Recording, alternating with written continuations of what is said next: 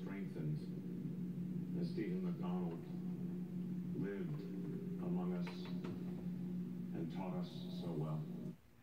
In a tweet, Donald Trump called McDonald a real New York City hero and said he will continue to offer his full support to the law enforcement community. McDonald is survived by his wife and one son, who followed in his father's footsteps to become an NYPD detective and later a sergeant. He was 59 years old. Ohio prison officials are looking to create a drug that could reverse the effects of the lethal injection process if the inmate appears to be suffering. One America's Ezra Sperry looks at the state's death penalty debate as a man is scheduled to die next month. As Ohio looks to resume executing death row inmates, a prison agency is trying to obtain flumazenil, a drug that could reverse the effects of one drug in case it doesn't work.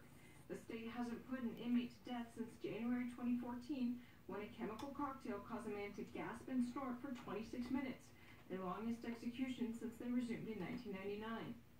The Ohio Department of Rehabilitation and Correction investigated that incident before moving forward with another execution, and Governor John Kasich had this to say. I do not believe they're going to come back and recommend that we don't do this anymore. They're looking at what the impact was, what happened in there. And if there's adjustments to be made, they will come and recommend them. But this does not take away from the fact that I think the death penalty is appropriate. I take it extremely seriously. I'm not in a rush to do anything, but I do believe that justice may be done. After investigating the incident, the director of the department told Kasich he was, quote, not confident the state could successfully execute someone with the drugs they currently have, and he planned to order the reversal drug. Ohio has a 3-drug process that begins with an injection of midazolam, intended to sedate the patient to be unconscious for their death. In the event that midazolam causes a bad reaction, flumazenil could reverse its effect, and the state doesn't have any in stock.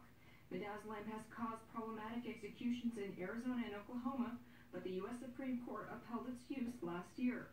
Columbus surgeon Jonathan Groner said the drugs weren't the problem, but rather how they were administered. In 2006, a Florida execution went wrong when Angel Nieves Diaz needed an extra dose of drugs and took about an hour to die instead of the average 7.5 minutes. The reason, Groner says, is the drugs were injected under his skin instead of into his veins. Well, when you look at this on the right arm, he described, 12 by 5-inch area, and it's skin blistering. Thiopental under the skin is very basic. Alkaline apparently is extremely painful, so one can only imagine this highly concentrated dose, how much it would burn if the patient wasn't deeply unconscious. Ohio plans to resume executions this month after an unofficial 3-year pause blamed on a shortage of drugs. The state reported they now have enough drugs to carry out 3 executions, while the Associated Press reported their logs show enough drugs to carry out dozens. Now, a federal judge is weighing whether the Buckeye State's new execution method is even constitutional. Condemned child killer and rapist Ronald Phillips is scheduled to be killed February 15th with midazolam and 2 other drugs. Ezra Sperry, One America News. Well, U.S. Customs and Border Protection agents in Ohio find more than 50 pounds of meth inside of a snail statue. Authorities say the statue was coming from Mexico, and when they were inspecting it with an X-ray, they found the drugs inside. Customs officers drilled into the figure and pulled out the powdered meth. They say the statue was headed to Georgia. New security measures that prevent the public from bringing guns to Missouri's state capitol have one lawmaker up in arms. State Representative Nick Marshall is expressing his anger